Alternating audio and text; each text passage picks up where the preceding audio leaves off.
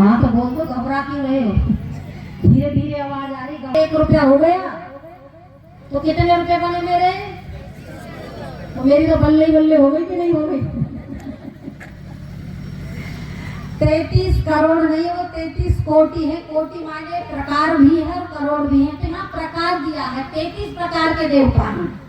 मैं उनकी चर्चा नहीं कर रही, आप समझ भी नहीं पाओगे। मैं केवल उनकी चर्चा कर रही हूँ जिनको ऋषि दयानंद ने पंचायतन पूजा का नाम लेकर के किया है। मैंने रात्रि में भी बताया था कि हम भूल गए अपने धर्म और संस्कृति को, और हम किस में लग गए हैं जी? किस में लगे हैं हम? हाँ, लग गए हैं कि नहीं लग गए हैं? लेकिन मैं यहाँ आपको बताती हूँ, जो पंचायतन पूजा है, मैं ज्यादातर ये अब मोबाइल के विषय में बोलती हूँ। आचार्य सुकामा जी से भी मेरी वार्तालाप हुई तो उन्होंने भी यही कहा था, बिल्कुल आप ठीक कह रही हो, जो बिगाड़ हो रहा है वो ज्यादातर मोबाइल की देन है ना। अब मैं मोबाइल की चर्चा नहीं कर रही, अब करूंगी मैं यहाँ पंचायतन पूजा की। और पंचायतन पूजा में देखो कितने हैं आप में से जो सुख और शांति चाहते हैं? है कोई ये चाहता हो कि मेरे घर में सुख भी आए, शांति भी आए? कौन कौन है? हाथ उठाओ। अच्छा, सारी चाहते हो, है ना? तो आपको यहाँ बताया जाएगा, यदि चाहते हो आपके घर में सुख भी आए, शांति भी आए, तो क्या करना होगा? उसके लिए 5 देवताओं की पूजा करनी होगी। कितने देवताओं की? 5 देवताओं की। तो आइए, जो सबसे पहला देवता है वो कौन सा देवता है? कौन सा देवता है जानते हो? श्री राम बता रहे हैं। देखो, जो ऋषियों ने कहा है ना, उन देवताओं की चर्चा सुनो। आपकी गलती नहीं, कोई बताने वाला भी नहीं आया होगा, है ना? आप पहली बार ऐसा कार्यक्रम सुन रहे हो। जो सबसे पहला देवता बताया, ध्यान से सुन लेना, और सच मायने में वो देवता है। भगवान के बाद में अगर किसी की पूजा करनी है तो वही देवता है। घर में उसकी पूजा कर लीजिए, आपके घर में सुख भी आएगा और शांति भी आएगी। और पहला देवता कौन सा है जो ऋषि बताते हैं? अच्छा, मुझे ये बताओ, यहाँ देवता ऐसा तो नहीं मरने के बाद बनते हो? जैसे कहीं पत्थर लगे रहते हैं ना देवता के नाम के, आपके यहाँ तो नहीं है ऐसा? है यहाँ भी? अच्छा, मरने के बाद? अच्छा, यहाँ ऐसा तो नहीं है कि जो आश्विन मास आता है, जो 16 दिन के लिए खिलाते, श्राद्ध जो करते, आपके यहाँ होता नहीं होता? मरे हुओं का होता है आपके यहाँ भी? अच्छा, वो क्या बन करके आते हैं? क्या बन करके आते हैं? जिनको हम खीर पूरी हलवा खिलाते हैं, कौआ बन के आते हैं, जिनको हम ऊपर खिलाते हैं। अब यहाँ मेरी बात को ध्यान से सुनना है, आपको ध्यान से सुनना है। मरोगे तो आप भी, कोई जिंदा नहीं रहोगे, सारे मरोगे, और मैं भी मरूंगी। अच्छा, मुझे ये बताओ, हलवा पूरी जिंदे पे खाना चाहते हो मरने के बाद? अच्छा, तुम जिंदे पे खाना चाहते हो और अपने बुजुर्गों को कब खिला रहे हो? मरने के बाद। अच्छा, अच्छी बात है ये? अरे बोलो तो सही, तो गलत बात है या नहीं है? तो आपको जिंदे पे खिलाना चाहिए, मरे पे खिलाना चाहिए? जैसे मैं हलवा पूरी जिंदे पे अच्छा पसंद कर रही हूँ ना खाना, वैसे भी मैं क्या करूँ जी? बोलो। अपनी जो देवी है ना, देवी माने क्या है? जो पहली जो देवता बताया वो माँ बताया है। माँ कौन है? बोलो, पीछे तक बोलो। पहला देवता कौन है? माँ है। और माँ को जितनी माँ बैठी है, एक भी नहीं चाहती होगी मुझे मरने के बाद खिलाए। वो सब चाहती होगी मुझे कब खिलाए? बोलो, अभी खिलाए, जिंदे पर खिलाए। अच्छा, सच बताओ, सही मायने में माँ देवता है यहाँ? है ना? सही मायने में माँ पहला देवता है। एक माँ तो क्या करती है? एक माँ कहती है आश्विन मास में ही। वैसे मुझे एक बात और बताओ, आप ये 16 दिन के लिए जो खाने को आते हैं, तो उसमें एक देवता के नाम का एक ही दिन होता है या सारे दिन खिलाया जाता है? एक देवता के नाम का एक दिन होता है। अब मुझे ये बताओ, वर्ष में दिन कितने होते हैं? 365। और हमने देवता को कितने दिन खिलाया? एक दिन। और एक दिन नहीं, एक समय खिलाते हैं। अच्छा, 364 दिन आपका देवता भूखा रहता होगा या नहीं रहता होगा? यदि खिलाना है तो बोलो कब खिलाना? डेली खिलाना चाहिए कि नहीं खिलाना चाहिए? बोले बहन जी, जैसे तैसे तो सासू से पीछा छूटा था, तुम रोज खिलाने की बात कर रही हो। है या नहीं है? एक बूढ़ी माँ अपने पोते से कहती है, बोले आज मैं तुझे तेरे दादा से मिलाऊंगी। यानी पोता बाद में हुआ था, दादा पहले मर गया था। पोते ने दादा देखा नहीं था। पोता कहता है दादी से, बोले दादी मेरा दादा भी है। बोले हाँ तेरा दादा भी है। बोले कहाँ? बोले अभी मिला करके लाती तेरे दादा से। तो जैसे आप जाते हो ना कौओं को खिलाने के लिए, इनको खिलाने के लिए, दादी भी छत पर जाती है अपने हलवा लेकर के, पूरी लेकर के, खीर लेकर के, जो मिठाई थी उनको लेकर के छत पर जाती है। और दादी ने जैसे ही टुकड़े तोड़ करके छत पर रखे तो कौवा आया गाँव गाँव करते हुए। दादी ने कहा देखो आया तेरा दादा, चल नमस्ते कर। पोता कहता है दादा नमस्ते। और जैसे ही कहा ना दादा नमस्ते, तो इसी काम को बराबर वाली छत पर बहन कर रही थी। कौवा ने उस दादी का भोजन नहीं खाया, वो बराबर वाली छत पर चला जाता है। पोते ने कहा दादी ये दादा तो तेरे से नाराज हो गया, लेकिन नाराज होकर के चला गया। दादी ने गुस्से में आकर के अपने सामान को रखा, हलवा पूरी सबको रख करके कहा भाड़ में जाए तेरा दादा। ये जिंदा था तब भी पड़ोसन के घर खाया करता था, और मरने के बाद भी पड़ोसन के घर खाना। ये हमने देवताओं की स्थिति बनाई है, देवताओं की स्थिति। और सही मायने में जो देवता है वो जीवित माँ है। जीवित माँ बोलो कैसी है? बोलो है या नहीं है? वो जीवित माँ है। आप देखिए जब माँ के बच्चा होता है छोटा, ये छोटा हो या बड़ा हो, कितना ही बड़ा हो जाओ, माँ क्या करती है? बोलो प्रसाद नहीं मिलता है तो बोलो कहाँ लेकर के जाती है? पल्लू में बांध करके लेकर के जाती है या नहीं जाती? और घर में अगर कहीं से कोई मिठाई आए उसको भी उठा करके रख देती है। मेरा बेटा, मेरा बच्चा विद्यालय से आएगा वो खा लेगा, लेकिन स्वयं नहीं खाती है। अपने हिस्से का भी बोलो किसको खिलाती है? अपने बच्चों को खिलाती है। और वही बेटा जब जवान हो जाता है, विवाह हो जाता है, तो ईमानदारी से जाओ बाजार में जब जाता है और कोई मिठाई या फल लेकर के आता है तो बोले फिर भी काली ढूंढता, बोले काली वाली में दे, कहीं मेरी माँ ना देख ले। और उसको ले जा करके ईमानदारी से बताओ माँ के पास जाता है या पत्नी के बेडरूम में जाता है? अच्छे बच्चे भी कह रहे हैं पत्नी के बेडरूम में, और जरूर इसके पापा करते होंगे। कहाँ लेकर के जाता है? बोलो अपने पत्नी के बेडरूम में लेकर के जाता है। जिस माँ ने सब कुछ तेरे लिए किया, अपने हिस्से का भी खिलाया, आज उस माँ से छुपा करके किसके पास पहुंचा है जी? पत्नी के पास। जबकि लेकर के बोलो किसको देना चाहिए? माँ को या पत्नी को? पहले घर में है तो बोलो किसको दो? माँ को देना चाहिए। आपने देखा होगा बच्चा जब छोटा रहता है और चाहे वो बड़ा भी रहता है, कभी ऐसा सुना है कि बच्चा रो रहा हो और माँ सो रही हो? सुना है किसी ने? अरे बोलो तो सही, पीछे तक आवाज जा रही है नहीं जा रही? जा रही तो बताओ। बच्चा ऐसा कभी सुना है कि बच्चा रो रहा हो और माता पिता सो रहे हो? नहीं सुना। लेकिन ऐसा सुना होगा आपने, अरे माता पिता रो रहे हो और बच्चे खर्राटे मार करके सो रहे हो। ऐसा होता या नहीं होता? अरे देवताओं की पूजा कहाँ हो रही है फिर? देवता रो रो करके, तड़प तड़प करके आपके मर गए, उनके लिए बोलो कुछ नहीं, और आप मरने के बाद में खिला रहे हो। जिंदे को खिलाओ, जिंदे को तो सभी कह रहे, मैं तो जिंदे पे खाना चाहती हूँ, तो जिंदे पे ही खाइए, खिलाइए। इसलिए बहुत सुंदर कहा है। आइए कुछ पंक्ति में फिर बताती हूँ आपको, क्योंकि समय भी अब ज्यादा नहीं है, समय निकल चुका है, जल्दी जल्दी आपको बताती हूँ। अच्छा कोई बात नहीं, आचार्य जी हैं वो सुनाते हैं। थी भूखी एक को हलवा खिलाए,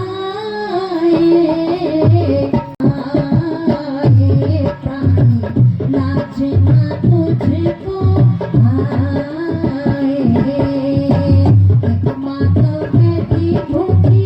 मेरे पीछे पीछे तो गा सकते हो ना, तो गाइए।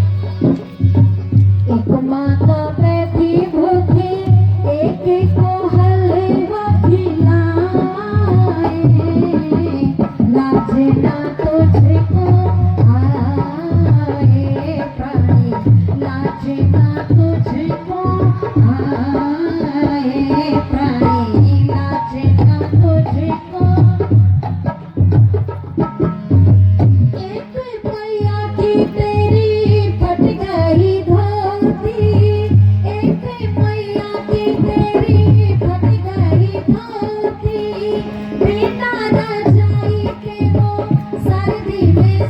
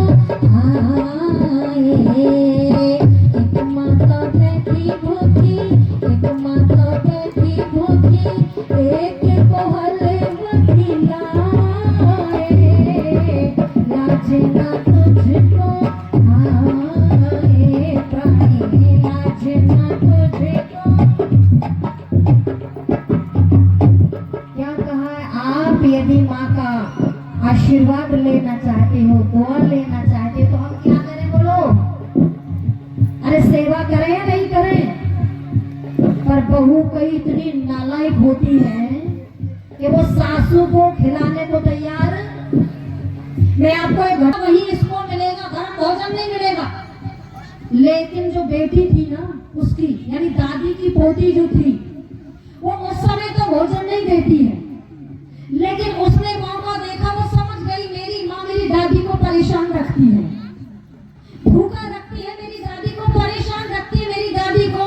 वो पोती मौका देखती है, उसे पता लगा मेरी माँ 1-2 घंटे के लिए गई, पशुओं के चारे के लिए गई, खेत में काम के लिए गई, अब कम से कम 2 घंटे में आएगी।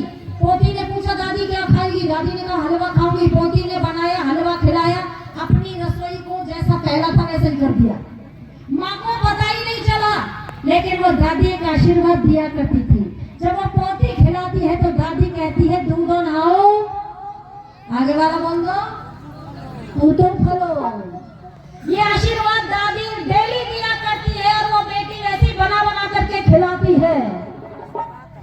और आज वो बेटी उत्तराखंड में है, वो स्वयं कहती इस बात को, उसके बेटे बहुत अच्छे हैं, उसके पति बहुत अच्छे हैं, उसके घर में पशु भी है, ना दूध की कमी है और ना दूध की कमी है। जो दादी ने आशीर्वाद दिया वो आशीर्वाद फलीभूत हुआ। और बेटी कहती है यदि मैं जो कुछ आज हूँ मात्र केवल और केवल दादी के आशीर्वाद के कारण से। अच्छा, केवल दुआई नहीं दी थी, बददुआ भी दी थी। वो बताती उसकी बहू बड़ा परेशान होकर के मरी थी, तड़प तड़प के मरी थी, दुआ भी दी और बददुआ दी। आप में से कोई ऐसी है जो बददुआ लेना चाहती हो? बददुआ वाली हाथ उठाओ। कौन कौन बददुआ लोगी? एक भी हाथ नहीं उठा भाई बददुआ के लिए। अच्छा, दुआ वाली कौन सी है? फिर इसका मतलब तो मैं समझ गई, जब बददुआ नहीं लेनी तो आप सब दुआ लेना चाहती हो, आशीर्वाद लेना चाहती हो। तो आशीर्वाद लेना चाहती है तो बोलो अपनी माँ के लिए, अपनी सासू के लिए कभी कोई परेशान नहीं करोगी, उनको भोजन से, वस्त्र से, सबसे उनको तृप्त करोगी। अच्छा, कौन कौन करोगी? हाथ उठा करके बताओ मुझे, हाथ उठा करके बताओ कौन कौन अपनी घरवाली देवी को। हो बहुत सुंदर जी, बहुत सुंदर, तालियों से इनका स्वागत अभिनंदन दीजिए। अरे घरवाले भी ध्यान से सुन लें, ऐसा नहीं है तुम्हारी जो माँ है वो, इनकी जो सासू है वही देवी है, जो इनकी माँ है ना वो तुम्हारे लिए देवी है। कई बार ये क्या चाहते हैं, बोले मेरी माँ की तो करे, और अपनी ससुराल में बड़े अकड़ में रहता है, रहता ही कि नहीं रहता। ये सब जितने माँ के रिश्ते में आते, एक माँ नहीं, जितने माँ के रिश्ते में आएंगे वो सब कौन है? बोलो जी, सब की सब देवी है। कौन है? वो देवी है सारी की सारी। और मैं आपको बताऊं क्यों देवी है। ये माँ वो है जिसके ऋण से कभी कोई संतान ऋण होने वाली नहीं है। मैं जल्दी से आपको बताती हूँ। एक बार आपने हरि सिंह नलवा का नाम किसी ने सुना होगा, किसी ने नहीं सुना होगा। एक बार हरि सिंह नलवा युद्ध जीत करके आता है और अपनी माँ से एक बात कहता है, माँ मैं तेरे ऋण से ऋण हो गया। माँ समझ गई मेरे बेटे को अभिमान हो गया, घमंड हो गया है। माँ ने कहा बेटा ये ठीक है कि तू मेरे ऋण से ऋण हो गया, पर क्या तू रात्रि को मेरे पास में सो सकता है? बेटे ने कहा माँ मैं तेरा बेटा हूँ, तेरे पास में सो जाऊंगा। रात्रि को बेटा माँ के पास में सोता है, एक ही बिस्तर पर थे माँ और बेटे।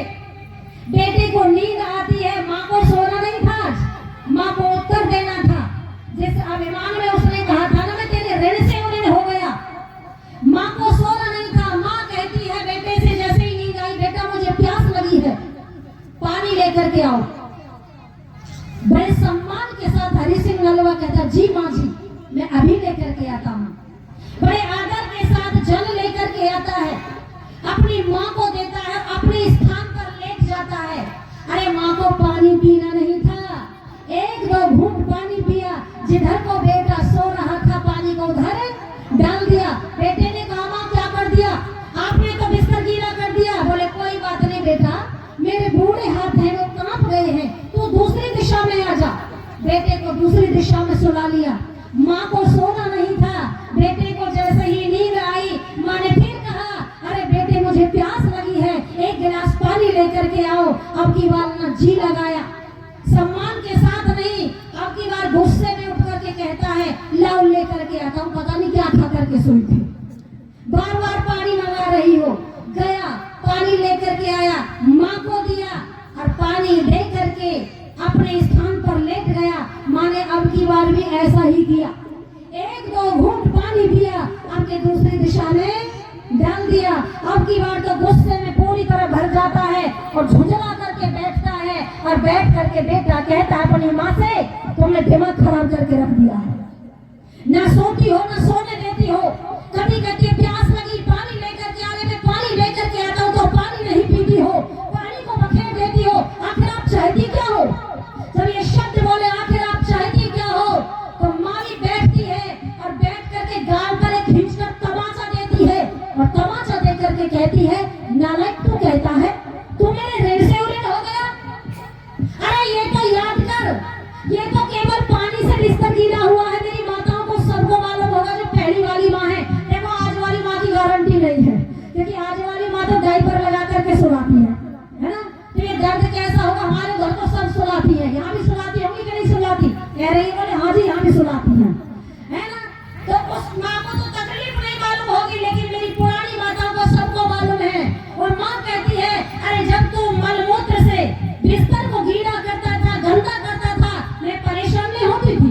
मैं तुझे दुदकारती नहीं थी, फटकारती नहीं थी, बल्कि क्या करती थी, तुझे दूसरी दिशा में सुला लिया करती। कहीं मेरा लाल बीमार ना हो जाए, मेरा लाल परेशान ना हो, इसलिए कहाँ सुलाती? दूसरी दिशा में। और जब तू दूसरी दिशा में भी बिस्तर को गीला करता था, बच्चे तो बहुत करते कि नहीं करते? मेरी माँ हूँ, मुझे मालूम है। जब दूसरी दिशा में बिस्तर गीला करता है, अरे ना मैं तुझे दुदकारती थी, ना फटकारती थी, बल्कि परेशान नहीं होती थी। तेरे कारण मैं ये परेशान हो जाती थी कि मेरा लाल बीमार है ना हो जाए। फिर मैं क्या करती थी, जब दोनों तरफ बिस्तर गीला हो जाता था तो माताएं क्या करती है, कहाँ सुलाती है बोलो? हाँ, अरे मैं तुझे सीने पर सुला लिया करती थी, पर कभी तेरे से परेशान नहीं होती थी। जब तू थोड़ा सा रोता था, मैं पूरी रात जाग जाग करके आंगन में घूम घूम करके काट देती थी, पर मैं कभी परेशान नहीं होती थी। और तू थोड़ी देर के पानी के लिए बेचैन हो गया और कहता है मेरे ऋण से उऋण हो गया। हरी सिंह नलवा माँ के पैरों में गिर जाता है। और जितने बेटे ध्यान से सुन लेना, अहंकार मत करना कि मैं तो माँ को ला करके धन दे रहा हूँ, नहीं। हरी सिंह नलवा में पानी पैरों में गिर जाता है और पैरों में गिर करके कहता है, माँ मुझे माफ कर दे। अरे एक जन्म नहीं, मैं कई जन्म भी ले लूं, फिर भी तेरे ऋण से उऋण होने वाला नहीं हूँ। ये होती है माँ, ये होती है माँ। और केवल माँ नहीं होती जी, पिता भी ऐसा ही होता है। अगर माँ की व्याख्या करे जाऊंगी तो पूरी व्याख्या इसी में चली जाएगी और समय बहुत तेजी के साथ निकल गया। आइए भजन की पंक्तियों को सुनिए, आगे फिर बताती